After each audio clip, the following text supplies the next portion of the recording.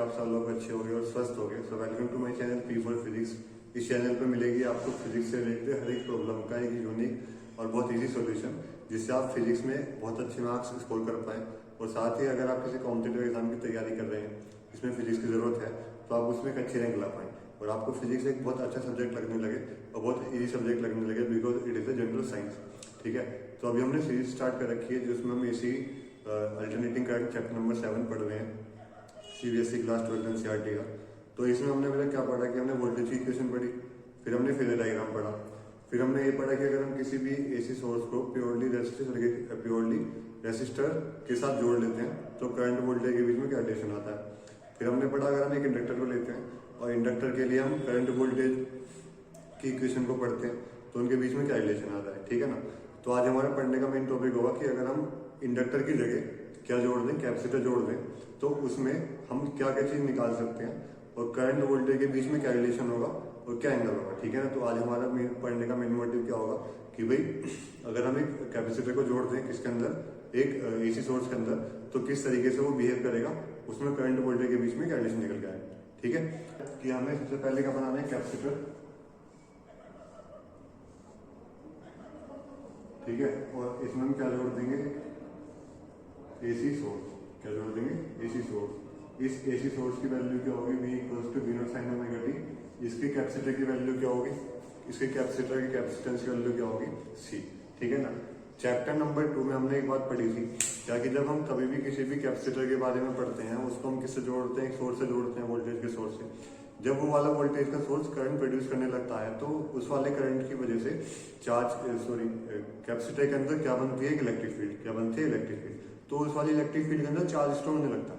तो कहने का मतलब वोल्टेज से करंट बना, करंट किसके फॉर्म में जाने लगा, चार्ज के फॉर्म में कैपेसिटर के अंदर, और वहां पे क्या होगा, सारा का सारा चार्ज स्टोर हो गया।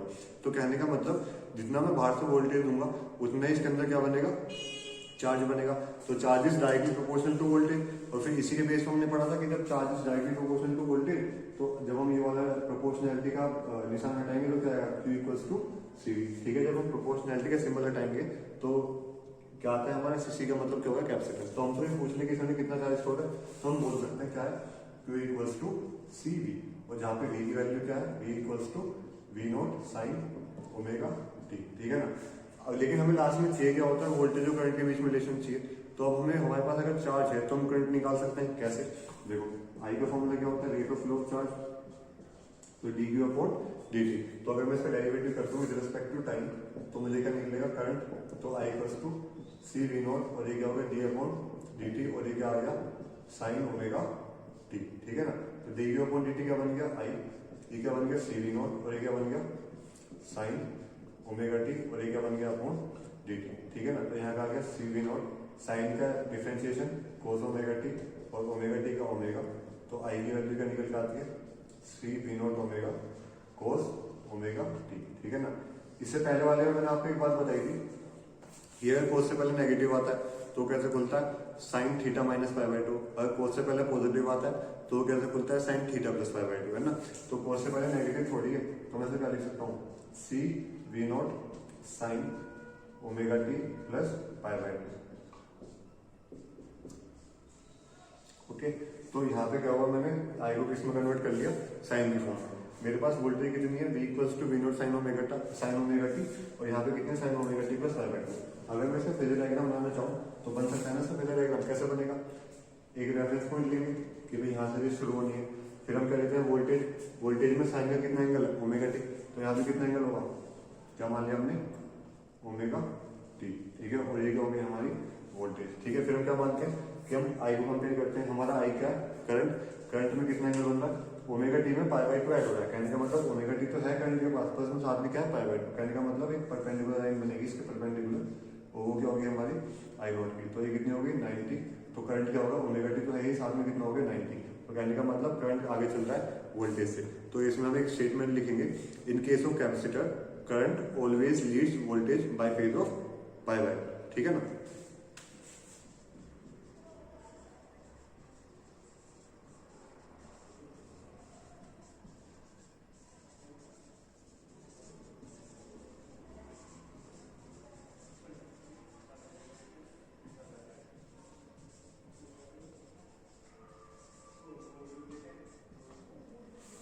ठीक है। So in case of capacitor current leads voltage by phase of pi bye.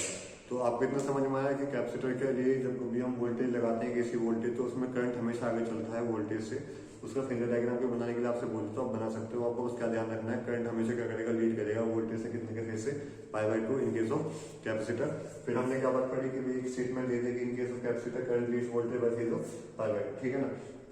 हमने इक्वेशन निकाली थी करंट की, जो किसमें आई थी, कॉस में, फिर हमने किसमें कन्वर्ट करा, साइन में, omega T plus pi by 2 करके, ठीक है।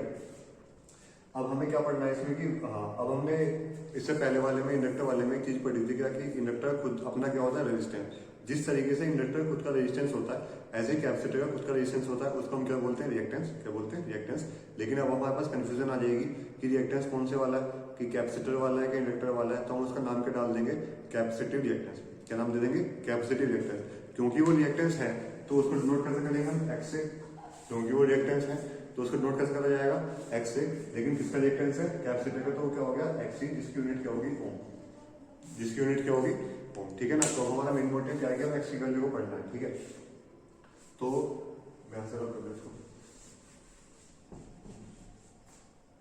अगर हमारे पास आई की value C V naught omega है, क्या है, सी वी नोट ओमेगा, तो क्या मैं इस वाली चीज को कांस्टेंट मान लूं, और मैं क्या मानता हूं उसको हमेशा आई नोट। आई नोट की वैल्यू क्या है, सी वी नोट ओमेगा, ठीक है ना।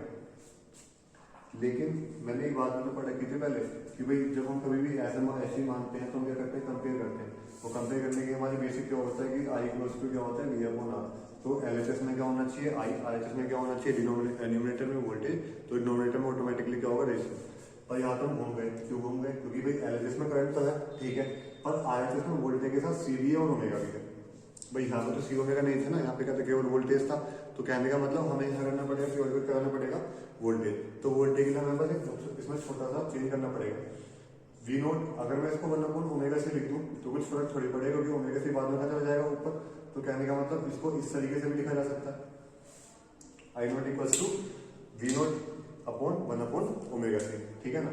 अब जब हम इसे कंपेयर कर लेंगे, एलएचएस में आई है, एलएचएस में आई है, आरएचएस में वोल्टेज है न्यूमरेटर में, आरएचएस में वोल्टेज है न्यूमरेटर में, तो डिनोमिनेटर में क्या है, रेजिस्टेंस। तो ये भी किसका काम करेगा, रेजिस्टेंस। इसका रेजिस्टेंस क्या होता है, एक्सी। तो एक्सी का फॉर्मूला क्या हो गया, 1 ओमेगा सी, ठीक है ना।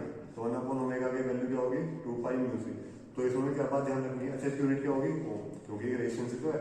तो एक्सी और फ्रीक्वेंसी आपस में क्या है, डायरेक्टली प्रोपोर्शनल। एक्सी और सी आपस में क्या है, डायरेक्टली प्रोपोर्शनल। कोई मुझसे कहता है कि अगर मैंने अपना कैपेसिटेंस बढ़ा दिया इस वाले कैपेसिटर का, तो एक्सी पे क्या फर्क पड़ेगा, तो XC will reduce, XC will reduce, ठीक है ना। फ्रीक्वेंसी बढ़ाने पे एक्सी विल रिड्यूस, ठीक है ना। तो अब क्या है, ये एक्सी हो गया और ये फ्रीक्वेंसी हो गई, तो ग्राफ कैसे बनेगा, इनवर्सली वाला, ठीक है। ये एक्सी हो गया और ये क्या हो गया, सी। तो ग्राफ कैसे बनेगा, इनवर्सली वाला। लीनियर वाले में ग्राफ स्ट्रेट बनता है, इनवर्सली वाले में थोड़ा कर्व शेप का बनता है, ठीक है। अच्छा, इसके बाद हमें क्या बात ध्यान रखनी है,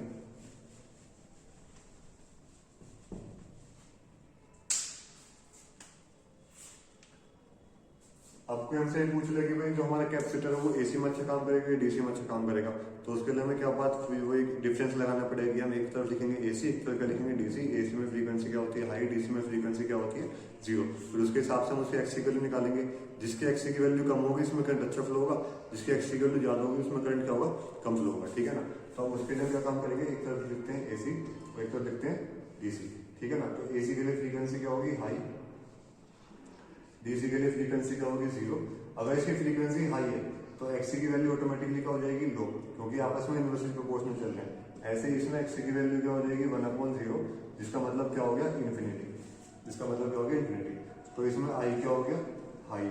अगर किसी का रेजिस्टेंस कम है तो करंट क्या होगा, हाई। अगर करंट हाई है तो इट अलाउ करंट टू पास, ठीक है। इस वाले केस में क्या है, एक्सी का आ गया infinity, so it below DC, ठीक है ना। It allow AC current to pass और इट बिलो डीसी, ठीक है। तो हमने ये पढ़ लिया कि कैपेसिटर किसके लिए अच्छा होता है, किसके लिए बुरा होता है। और हमने ये भी पढ़ लिया कि कैपेसिटर केस में करंट लीड करता है वोल्टेज से, कितने फेज से, पाई/2 से। फिर हमने पढ़ा कि इसमें कैपेसिटिव रिएक्टेंस कैसे निकाल सकते हैं। तो एक्सी का फॉर्मूला क्या आया था हमारा, 1/2 पाई म्यू सी, या फिर 1 ओमेगा सी। ओमेगा का मतलब एंगुलर फ्रीक्वेंसी होता है, म्यू का मतलब लीनियर फ्रीक्वेंसी होता है, ठीक है ना। अगर वो आपसे बोलते हैं 50 हर्ट्ज, तो इसका मतलब क्या दे रखा है उसने, म्यू। अगर वो आपसे बोल दे कि 50 रेडियन पर सेकेंड, तो उसने क्या दे रखा है, ओमेगा। आई बात समझ में नहीं है? ठीक है, तो ये क्या था, हमने क्या पढ़ लिया, आर पढ़ लिया, रेजिस्टिव सर्किट पढ़ लिया, हमने क्या पढ़ लिया, इंडक्टर पढ़ लिया, हमने क्या पढ़ लिया, कैपेसिटर पढ़ लिया। तो अगर आपसे कोई पूछता है कि बताओ कैपेसिटर का रेजिस्टेंस कितना होगा, तो आपको क्या बात बोलनी है, कैपेसिटर का रेजिस्टेंस क्या होता है, एक्सी, जिसको हम क्या बोलते हैं, कैपेसिटिव रिएक्टेंस, जिसकी वैल्यू क्या होती है 1/ω/c या फिर 1/2π/μc। ठीक है, अगर आपको इतना पता है तो फिर आप थोड़ा सा दिमाग लगा ये बता सकते हो कि किस चीज को बढ़ाने पे कोई एक्सी कम ज्यादा हो सकता है, और एक्सी और आई आपस में क्या होता है, इनवर्सली प्रोपोर्शनल, क्योंकि जिसका रेजिस्टेंस जितना ज्यादा है उतने उसका करंट कम। ठीक है, सो आई होप कि आपको सेशन अच्छा लगा होगा। अगर अच्छा लगा हो तो please like, share and comment, and if you like this video so please share. और अगर आपको इसमें कुछ गलत लगा हो या फिर आपको लगा हो कि मैंने वो चीज नहीं पढ़ाई है, तो प्लीज कमेंट करें, क्योंकि जब तक मुझे मेरी गलतियां पता नहीं लगेंगी, so I can not improve myself. So thank you for watching.